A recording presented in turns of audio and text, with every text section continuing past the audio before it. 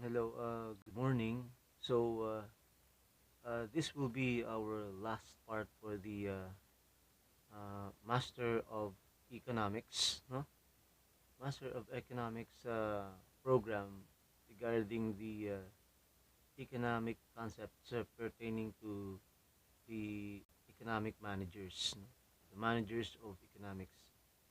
So, we've earlier discussed production possibilities curve, the production possibilities frontier, and now we're going to look at the what is a capital formation and economic growth. Okay, I'm going to show you to the screen what capital formation is here. So if we're going to talk about capital formation, so capital is one of the important factors po, which governs the quantity and the composition of output in a country. So, if there are no increasing resources of capital in a country, kung hindi po siya nag-increase yung ating capital formation, it results in technological discoveries, right? Raises productivity of labor, increases the rate of economic development, and provides higher standard of living for the masses. All right. So we need to increase our what we call as the capital formation so that we can achieve the economic growth of our country, right? So here now you will see. So in case there is what we call as a deficiency of capital assets such as machinery, equipment, tools, dams, roads, railways, bridges, etc. The country then remains trapped in the vicious circle of poverty, right? So actually dapat po every not every year or at least by 2 or 3 years we can create a an increase of capital formation because it can help a lot for the economy, right? Kasi if we're going to talk about capital formation, no, pumapatungkol po siya sa mga capital goods, and these are the equipment, no, uh, structures, infrastructures here in the Philippines, no, kamukha ng mga railroad, uh, ng mga bridges, roads, no, buildings, which are very useful so that we can achieve economic growth here in the Philippines. Okay. So another thing is that I'm going to show you another set of pictures regarding capital formation. Right. So here, let's take a look at this one. Okay. Another thing is this. So capital formation means an increasing the stock of real capital in a country. No? Pinapataas po natin yung pinaka-stock nito sa ating bansa, no? Ating bansa upang ma-achieve natin yung economic growth. In other words, capital formation po involves making of more capital goods such as machines, no? Tools, factories, ay nasabi natin kanina, yung mga pabrika, transport, kanina nga, sinabi natin railroad, airports, no? Materials, electricity, etc., which are all used for future future production of goods. Right? So that's what we meant by that capital formation. Yan po natawag natin capital formation. In terms of doing the capital formulation, no, we need to get those capital goods to increase them so that we can form up our capital formation. And that's very significant in a certain economy, especially here in the Philippines. Kasi we want to achieve at least economic development. Now, ang tagal na nating na nakasandig doon sa tinatawag nating economic growth. But siguro sometimes we can surpass economic growth and go beyond economic growth, and that will be the economic development. So I am wondering why nga President Gloria Macapagal Arroyo has a master's degree in economics and a doctor's degree in economics, but still nagkaroon pa rin ng hindrance in terms of our economic development in the Philippines, no? During that time, no? Talagang uh, political will is necessary to be able to surpass this economic problem. So the next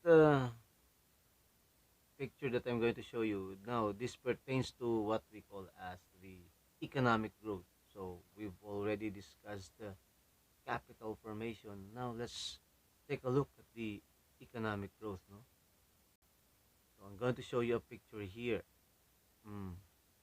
Now, so what is an economic growth actually? All right.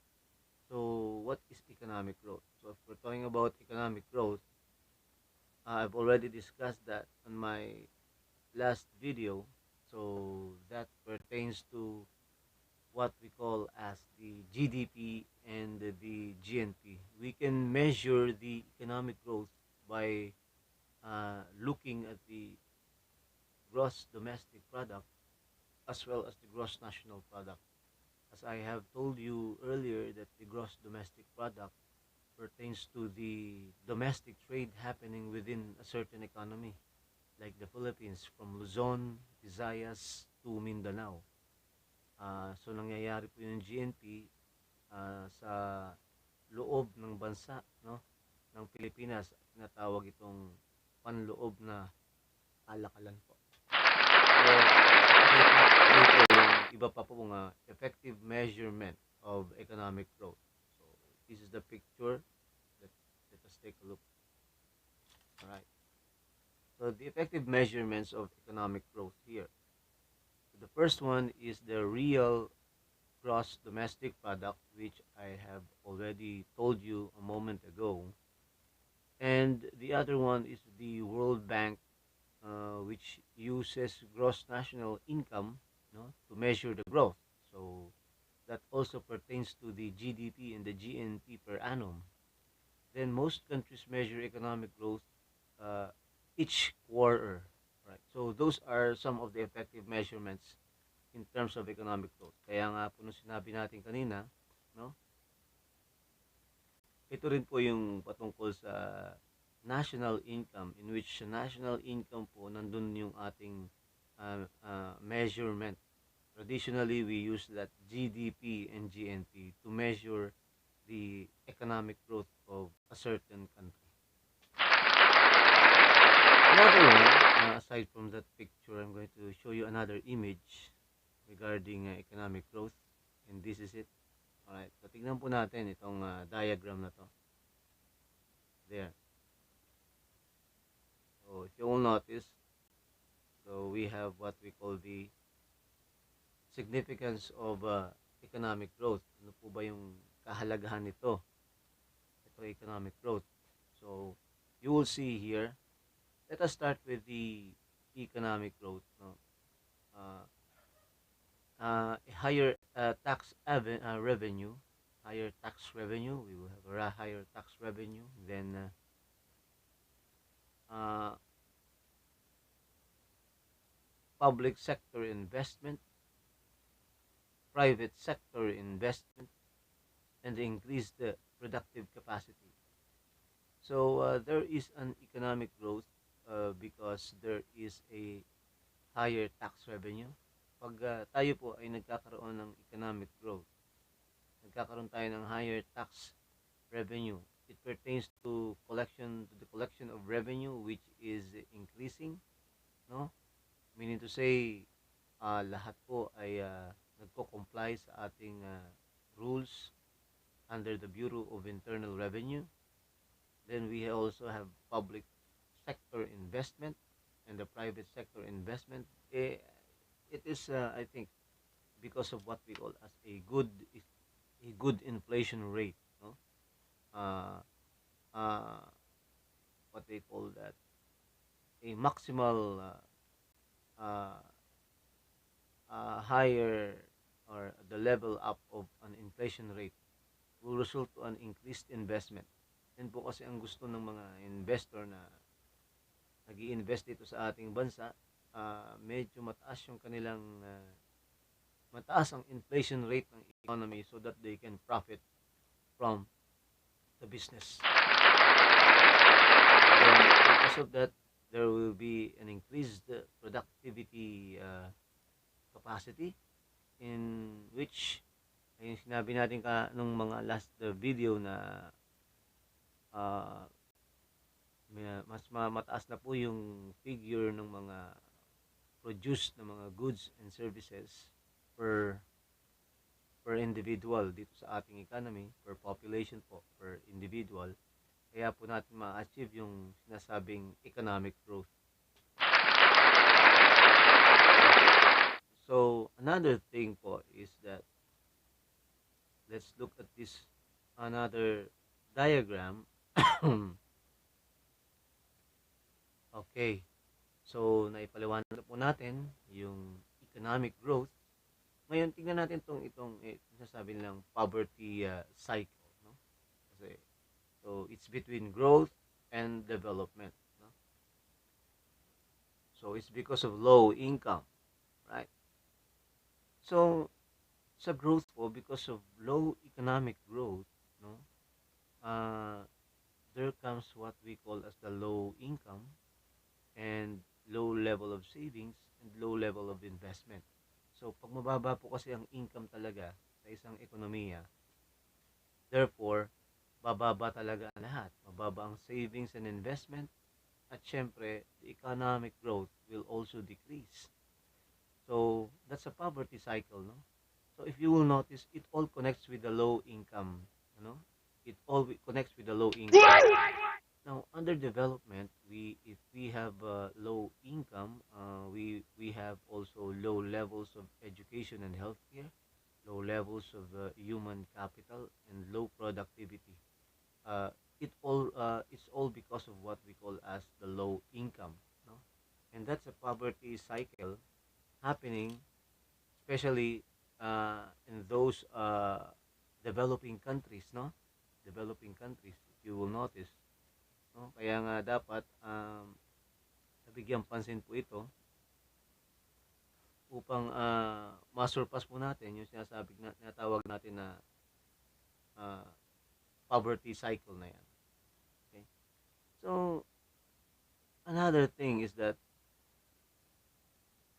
this last diagram that I'm going to show you here is about the virtuous cycle for the economy. So, tignan natin mabuti. Yan. So, nakita po natin kanina yung how bad is it if there are low incomes because it will affect a lot doon po sa mga tao, mamamayan at sa ating ekonomiya pag meron tayong mababang kita. So, that's why we go for a continuous or progressive increases, no, in income here in our economy.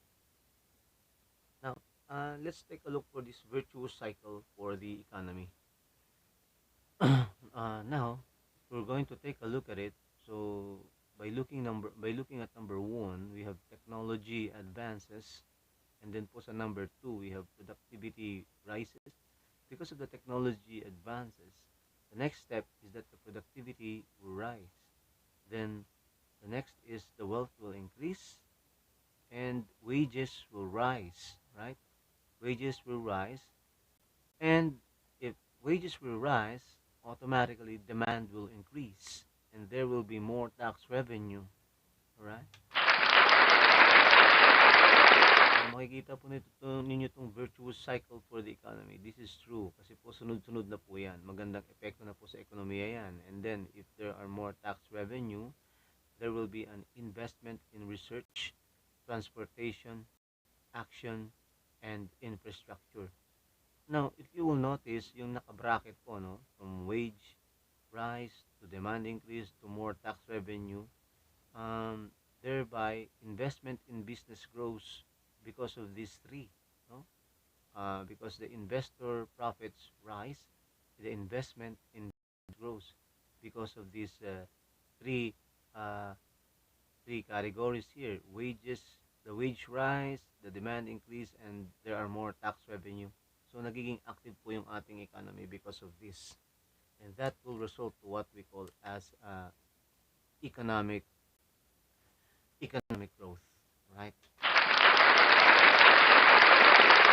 So, hanggang dyan na lang po tayo. So, please subscribe to my channel. Then, watch, share, like, and comment. And God bless all of us. God bless the Philippines. Thank you so much.